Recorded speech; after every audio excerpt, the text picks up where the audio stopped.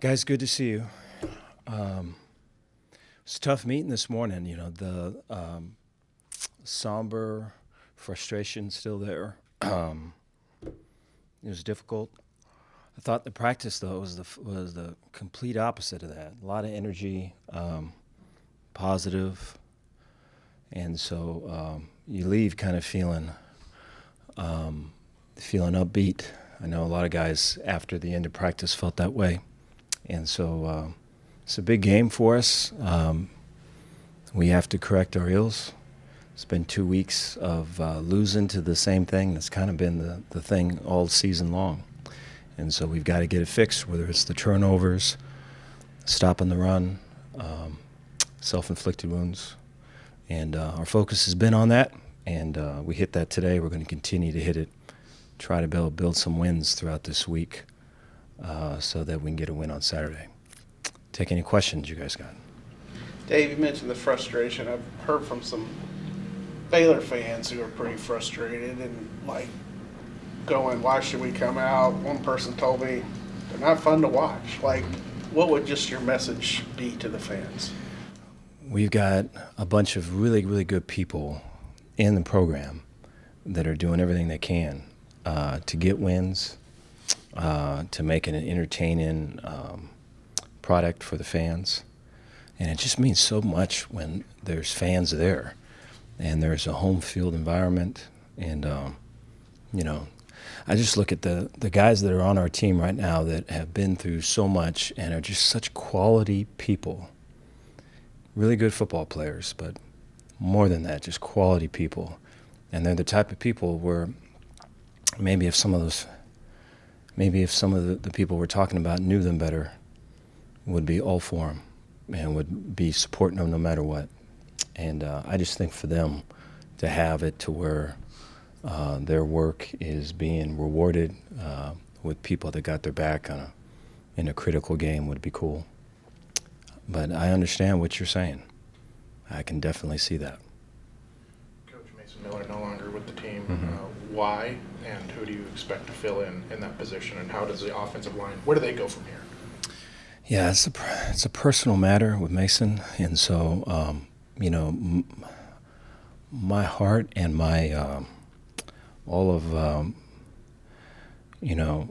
my thoughts and really my best wishes for his future go out to him and his family. It's a personal thing, and we've got we got a group of O-line guys that are kind of analyst type guys that took over the role on Saturday and are aiming to do it again this week and the remaining way through. And the O-line's in a really good spot. That's what's so this game that we're in is such a crazy game. And it's just what maybe looks one way on the outside is completely the other way on the inside, and it's just difficult. But they're in a good spot, and they're feeling fired up and motivated and all of it, and so, yeah. How did you feel like Sean Tompkins? Really good, yeah. I thought for his first time being out there and the bullets flying and everything, really good, I think. One of the bright spots. That along Michael Turner would be two on offense particularly, but I thought Sean really played well. Our penalties were way down. It's probably somewhat as a result of that move, and so a lot to build off of there. How do you go about kind of keeping the motivation up for the guys and, trying not to let a couple of losses snowball into kind of a disaster down the stretch? Yeah, I think what happens when you lose sometimes, the frustration sits in, and then you do even less. And so you give less than your best, which that's an equation that never adds up, but I think it's there's something about us, just the way that we're built, that naturally that happens. And then when you lose, there's frustration, kind of sits in you, there's a fog, and you end up giving less than your best this time or that, or this practice or this walkthrough or this or that. So you got to be really, really intentional about fighting through that. And so we've been talking about that quite a bit and been really kind of pinpointed with, hey, these are the things, here's what we're doing about it, here's what it looks like when we're doing it right. Here's the accountability piece at the end. So we're very much in that process right now. I feel good about that path. Dave, a lot of games this season where it's just started slow and then you'll Yes. maybe come back and made Yes. it a game. How much has it coaching staff? You talked about that. How do you lot. reverse that trend? Yeah, that's a really good question. We talk about that all the time. And so we've changed practice 3 times to try to address that. So this is going to be the 4th time coming up tomorrow, And so it's not for lack of kind of trying. I think we've got too many guys that kind of dip their toe in, see what the temperature is and all of it. And, whether it's kind of giving confidence to players or whether it's getting calls in where there's no checks and it's just kind of a play it and you go, we've kind of come back to the same thing.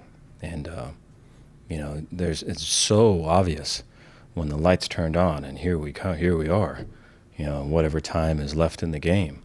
And we need to play a game where when it kicks, that's what's happening. And so very much fighting for that. That is something that's talked about all the time in the building. How do the slow starts this year compare to maybe previous years when, some of the similar issues have come up? I think it's more, I think in the past there'd be one side of the ball that would be starting fast, maybe the other side of the ball not so much. I think this year it's too many times offense and defense. Yeah. Coach, you said Saturday Bryson was being evaluated. How is he? Looks great. Yeah, good to go. Had the thumbs up today. Yeah, we'll see how it goes throughout the week, but he's good to go. Yeah. And then one other thing, do you expect to see Carl again this season? I mean, especially with the way DJ and Simpkins have been playing. We're making a really pretty strong push right now as we speak to get him kind of reevaluated and kind of looked at to try to see if we can get some out of him. I know he wants to. We want to. It's been a frustrating part to a frustrating season so far. And so we're going to try to be able to get it better at the end and see if we can get him involved. Dave, what do you see from UCF? They're explosive on offense, very, very multiple. They got really good skill. Special teams is very explosive too. Their returners are really dangerous. Up front, in the past, coach has been really kind of multiple and a lot of line movement and kind of disruptive type stuff. They've got a very big and really good front, and so he kind of lets them go a little bit more. And so it'll be interesting just with the news that came out today and just all the things, how much movement and everything we get. I'm sure that's probably going to spike up a little bit because I think he's got always an itching to do that. But they've got really good skill on offense, really good front people on defense. It's a good team. They're coming off a bye. Is there any one thing that maybe we can point to, or maybe it's multiple things, as to why the defense has, in my view, seemingly regressed as far as even scoring defense goes year by year? Yeah. I think it's been trying to find consistently to where, if it's a run play, it's less than 4 yards, what's the structure? Just this year, we've moved through some structures to try to be able to get it to where we can play fast and adjust to all the things we got to adjust to. Every year's kind of been different. I think we've, a run play for us has been 7 yards. You watch other people, it's been 4 yards. And so to get it to where it needs to be 4 yards has been a task we haven't completed yet. How much do y'all just need some good vibes, a win, Yeah, I think so. Very much so. I think, we talked about that fog earlier. A lot of times that fog can get you where, hey, it's calling on less effort. It's calling on negative vibes. You can point at this guy or point at that guy. It's him. It's that guy. It's certainly not me. But just a step away is a win. Just a step away is momentum. Just a step away is a winning streak, And so that's very much the case. And so we've identified that and are fighting that right now. you talk about some of those 4-yard runs for other teams being 7-yard Yeah. runs for you guys. Have you been able to identify, do you feel like that's personnel, schematics, a combination kind of, I think it's a combination, yeah. I think it's, in every game, going all the way back to the Auburn game, there was a run that showed up in that game that they hadn't run, we repped it in fall camp as a part of, hey, here's everything, here's how you fit everything, here's that, and then it showed up in that game, and we did kind of our normal deal of here's the drawing, here's the video, here's the fits, and we just couldn't get it fixed. Normally you get that fixed, and we just couldn't do it. And, I go to this last week. Cincinnati's a really strong stretch zone team. They almost ran no zone or no stretch. It was all gap scheme. And we really struggled to get it fit. And it's just that. It's the things that in the past maybe haven't been difficult are difficult. Josh and Jacob, after the game, both kind of hinted that maybe they've shifted some expectations. Mm-hmm. Have you? No, winning. Yeah, we need to win. Yeah, very important to win. I think it's, it's one team, one purpose right now. Yeah. Dave, there was I know we've slept since then, but there was a 4th-and-1 play Yeah. on their drive Yeah. to go up 2 touchdowns. Yeah. Did you get an explanation from it looked like y'all had stopped him, and maybe he kept going. I don't know. Yeah, the guy that was on our sideline said he was on top of a body and was driving his legs to get the extra however many inches. That was it. That was what he said, yeah. Cooper Lands has played a lot, Yeah. At different positions along the Yeah. defensive line. What has he meant to this program, just his versatility and Yeah. commitment? Everything. Yeah, the guys love Coop. Coop walks in the room, the whole room, Coop, it just follows him everywhere he goes. That dude has been through a lot, and he's fit into a bunch of different roles. He's sacrificed himself over and over and over again. He's gained weight, lost weight. You want to win for guys like him. The next 4 games in the regular season, it doesn't really get much easier. How do you motivate the guys to, turn things around? I think they see that, and they see the schedule, and they know how important it is to win. And so the motivation's there. I think the execution's got to be better, but the motivation is there. Dave, you said in some situations like this you can point fingers and stuff. Yeah. What have you seen from your guys in terms of that? It hasn't been. I haven't seen that. Yeah, I think it's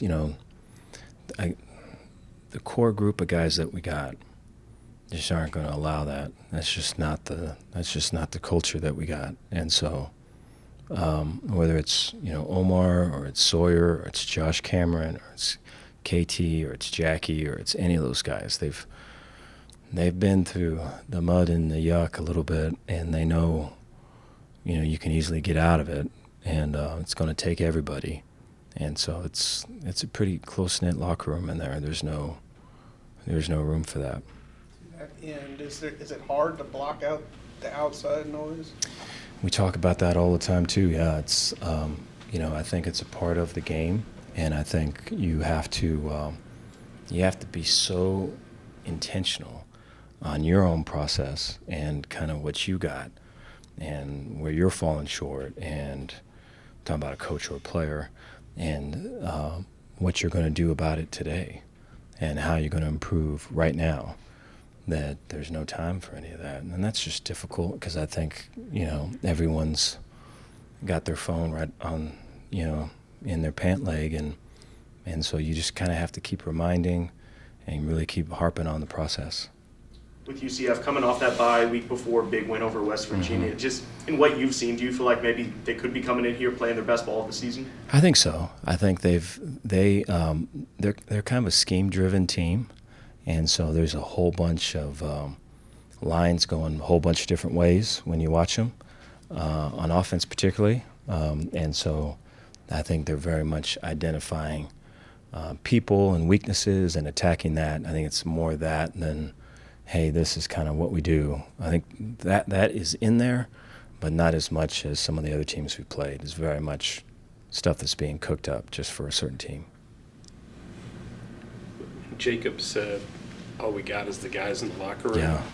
Does that kind of go back to what you were saying about blocking out all the noise, but just this is who we got, that kind of Yeah, I think they, the team is a close team, and the team believes in itself, and they're as frustrated as everyone that we're talking about, and they want success, and their care factor is very strong, and they know though that it's only going to come by working together, and so that's very much a mantra that you hear out in practice, what you just said right there. Coach, how do you talk about self-scout a lot, or you have in the past. Yeah. How do you go about evaluating maybe your game that you have called in the past as the defensive play caller? Yeah. Is that something that you and Powledge sit down and talk No, about, or yeah. how do you go about evaluating Yeah, that? we have our offensive guys look at that, and so they'll look and see, which calls were, out, in the view of like, hey, these are productive calls, or we've got numbers at this point of attack, or we don't, and so you kind of get a grade, every week with that. So you're very, very detailed with that. I think that's something that I think you have to, because I think it's very important. And so you have to be willing to see the good and the bad and the ugly. Sir. All right, thank you guys.